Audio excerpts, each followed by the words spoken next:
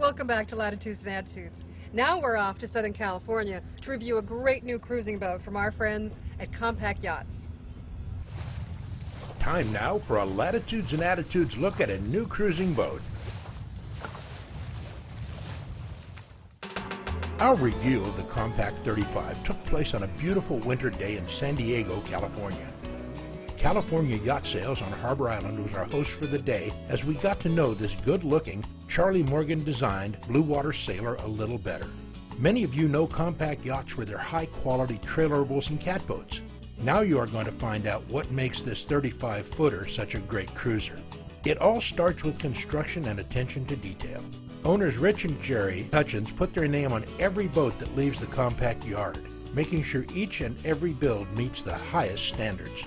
From the dual anchor rollers on the bowsprit to the external chain plates and the rest of the on-deck details, you can see a great deal of thought and care went into this design.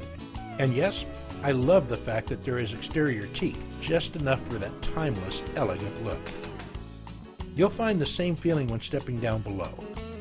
The warm hand-rubbed teak interior creates a cozy environment. Yet the main cabin feels more spacious than you'd expect in 35 feet. Walking through the boat from the galley, past the nav station, built-in starboard seats, and the port settee, you enter the forward cabin. A large fee berth, dressing seat, hanging locker, and storage cabinet reside under two opening port lights and an overhead hatch. The white bulkhead provides even more brightness. Back in the main cabin, the starboard layout can also be a full-length settee or two swivel chairs. In each case, the rear-facing nav area features a large desktop surface with good storage underneath. Instruments are conveniently mounted next to the electrical panel, with Campac's expertly organized wiring just as easy to get to. Other standard features include a stereo with 10-disc CD changer and a DVD player with a TV monitor.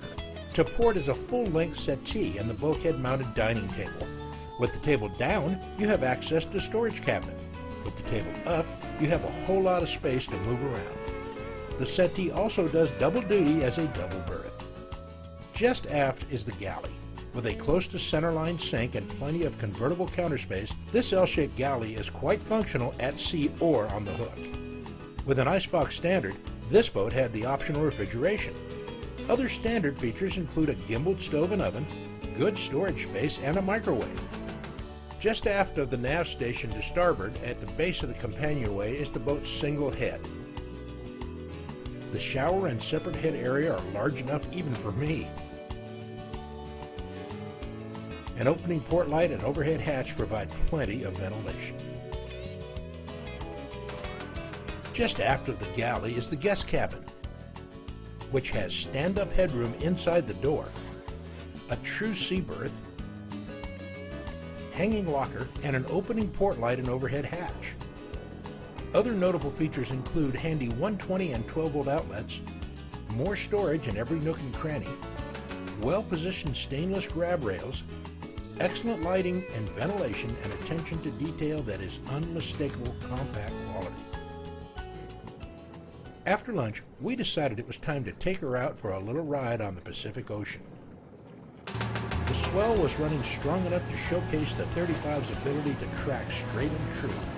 Her shield keel and 46% ballast to weight ratio makes for a stiff, sea-kindly ride in any conditions. Beyond that, she just looks great and right at home cruising the ocean. In fact, a few Campac 35s have competed successfully in the Marion Bermuda Race and the Caribbean 1500. This is a comfortable, powerful cruising yacht built with major attention to strength and safety. Later in the afternoon, we went back into San Diego Bay to climb aboard and see how she handled in the lighter airs of the protected harbor. Wandering around on deck, we were impressed with the overall design and quality of materials Campac uses. Everywhere you turn, the fact that these boats are built on a semi-custom basis is quite evident. From the robust bowsprit to the double lifelines and wide side decks, you can tell this is one solid cruiser. With Ian and Jerry enjoying the evening's sail, we were pleasantly surprised at the 35's performance and maneuverability. But then again, with the 35's moderate displacement and long waterline, we should have expected nothing less from our friends at Campac Yachts. To get more information on this exceptional 35-foot cruising yacht and the rest of the Campac line, just go to CampacYachts.com. That's COM-PAC yachts.com. There's nothing quite like a beautiful boat out on the ocean.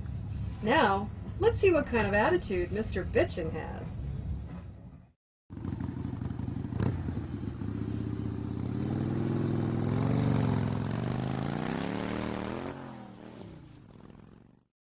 Life didn't get much better. We were about 300 miles from entering the Mediterranean Sea.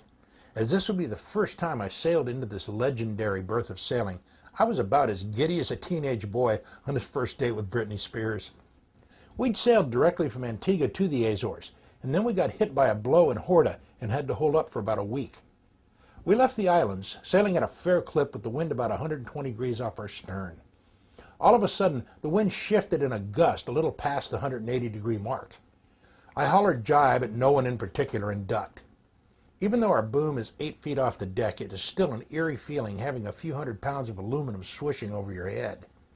And then I watched as, in slow motion, the sheet line dipped down from the boom, grabbed the cute little mushroom thingy that sat atop our pilot house, and popped it into the sea like a giant kicking a toadstool. That cute little mushroom thingy was our GPS antenna. So out comes our handy-dandy sextant. To make a long story short, the 10 years since I'd taken a sight had melted the old memory a bit. It was well after noon the next day when we got our position, as all I could remember was how to take a noon sight. I remember the feeling as we finally entered the Strait of Gibraltar and I first sighted that venerable rock. In the world we live in, we are so protected it is very seldom we can achieve the feeling of self-worth that can only be found after conquering a difficult situation. One where, even for a split second, you feel the hairs in the back of your neck stand up. And that, my friends, is why we go out there, for that split second when you can know that feeling of overcoming adversity. Thanks, Bob. Well, that brings this week's show to a close. We'll have more exciting Middle Eastern cruising stories with the Abbotts in future episodes. I'm Susanna Prokaska. Thank you for watching Latitudes and Attitudes. And remember, don't dream your life, live your dream. Latitudes and Attitudes is brought to you by Seafaring.com, the Internet's marketplace for the cruising sailor or trawler owner. Promotional considerations provided by Noble House Hotels.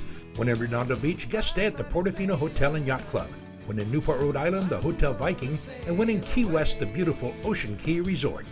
And by Pelican Products, manufacturer of the world's finest waterproof cases, used by cruising sailors worldwide. What I'm looking forward to is seeing all the places that I really can't get to on vacations and meeting the people and getting into the lifestyle of the locals for an extended period of time other than the week that you normally have off. Work through the boat project list, and at some point we're just going to have to cut it off, untie the dock lines, and go. I cannot recommend decadence as a way of life, but it has worked for me.